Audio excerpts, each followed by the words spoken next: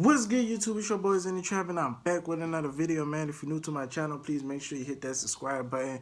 Make sure you like the video. I would appreciate it. Today we got Lil Durk appears in court to snitch on King Von.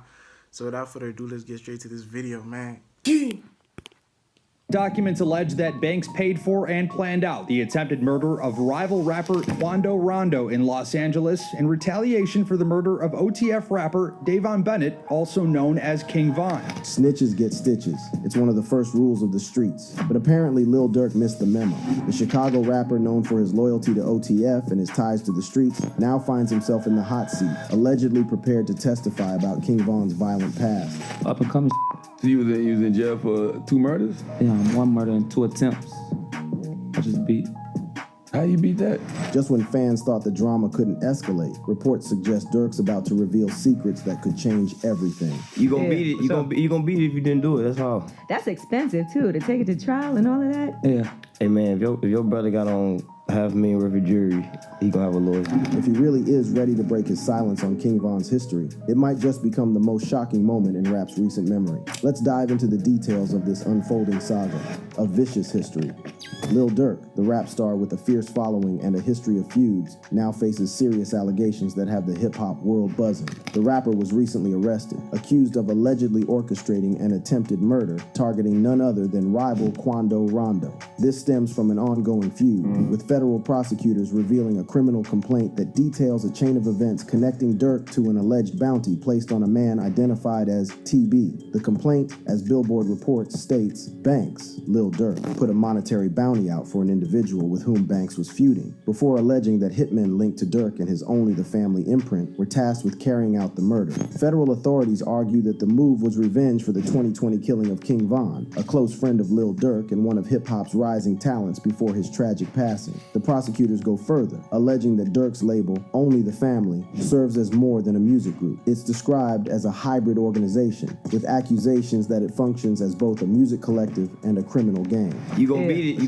gonna beat it if you didn't do it. That's all. That's expensive too, to take it to trial and all of that. Yeah. Hey man, if your brother got on $500,000 worth of jury, he gonna have a lawyer. Durk's arrest, however, didn't go down without drama. According to sources, Durk was allegedly planning a grand escape from the United States, with flights booked to Dubai and Switzerland and a private jet to Italy ready on standby. Authorities managed to apprehend him just as he approached the airport, shutting down his escape plan and placing him in custody. Now, with a potential life sentence on the line, all eyes are on what Durk might do next. Rumors are swirling that Lil Durk might be considering a plea deal, potentially offering authorities inside information about his crew, OTF, in exchange for a more lenient sentence. This decision could shake up Chicago's underground scene and carries implications far beyond Durk himself. Though King Von, Durk's close friend and OTF member, was never convicted of any major crimes, he had long been under investigation by law enforcement. Prosecutors suggest that Durk's potential cooperation could finally close the book on cases linked to Von, whose street ties and violent reputation remained a constant focus for authorities before his death. For law enforcement, Durk's insight could provide the missing link needed to solve years-old cases that had seemed to go cold. Durk now finds himself at a crossroads: remain loyal to his crew and the unwritten rules of the street, or prioritize self-preservation and strike a deal with the authorities. But this decision comes with significant consequences, both for Durk's reputation and his future. Adding to the intrigue, 7 unsolved and disputed murders have now been linked to Von, stretching back to his early days on Chicago's South Side, long before he became one of drill's most notorious figures. Up and coming. So you was in jail for 2 murders? Yeah, 1 murder and 2 attempts. I just beat. How you beat that? His transformation from a feared street figure to a rap superstar has left fans and law enforcement alike questioning, how did someone with a suspected history as a serial killer rise to become one of the biggest names in drill music? In October 2012, King Von reportedly claimed his first victim, Richard Modell, a tragic incident that is often cited as a turning point in Von's reputation on Chicago's South Side. The attack unfolded as Modell was meeting a girl on her porch. According to accounts, Von allegedly approached him and opened fire without warning, catching catching Modell and his cousin off guard in what some speculate was a revenge attack linked to gang tensions. Modell was fatally wounded on the spot, and his cousin was left in critical condition, having been struck multiple times in the crossfire. The severity of the cousin's injuries was so extensive that his family faced difficulty in identifying him. Witnesses at the scene later identified Vaughn as the shooter, a claim that would fuel investigations, but ultimately fell short of leading to charges due to a lack of concrete evidence. This killing, however, significantly amplified Vaughn's presence in Chicago's gang world. Many familiar with street dynamics saw this incident as a declaration of Vaughn's resolve and ruthlessness, further heightening the fear and respect he commanded. Vaughn, however, seemed to revel in the violence, recording this incident in what fans call his death diary,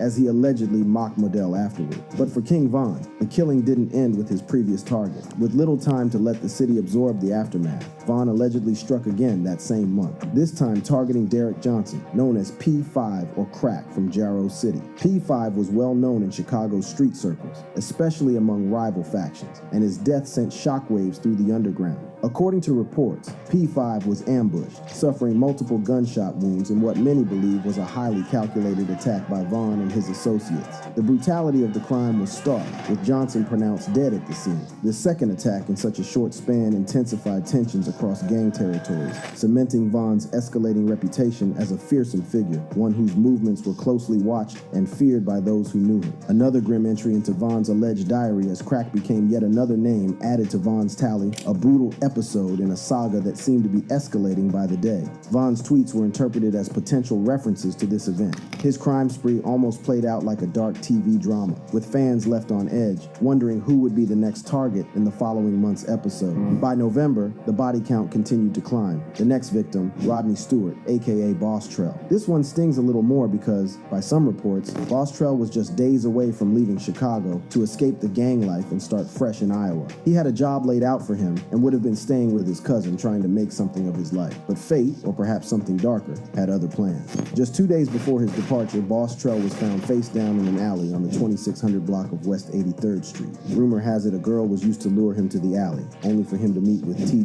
Roy Kama, another feared figure on the streets, who allegedly delivered the fatal shot. However, others, including J. Hood, claim it was actually King Von who pulled the trigger, further cementing his reputation as one half of the twin demons alongside T. Roy. It didn't take a master detective to see Von's hand in it all. He openly boasted about his crimes on social media, dropping hints and clues for fans to piece together. In May 2014, a man named Malcolm Stuckey became another alleged victim in King Von's violent rise. The story goes that Von, along with his associate Michael Wade, better known as Big Mike, caught Malcolm off guard at a birthday party in the 5700 block of South LaSalle Street in Englewood. What followed was a deadly shooting that left Stuckey dead and others injured. This incident would lead to both Von and Big Mike facing first-degree murder charges, along with 2 counts of attempted murder. Yet, in a twist that shocked many, Von beat the case. When news hit that he was cleared, Stuckey... Hey man, if you guys are new to the channel, please make sure you hit that subscribe button. Make sure you like the video. I will appreciate it. I'm gonna see you guys on the next video, man.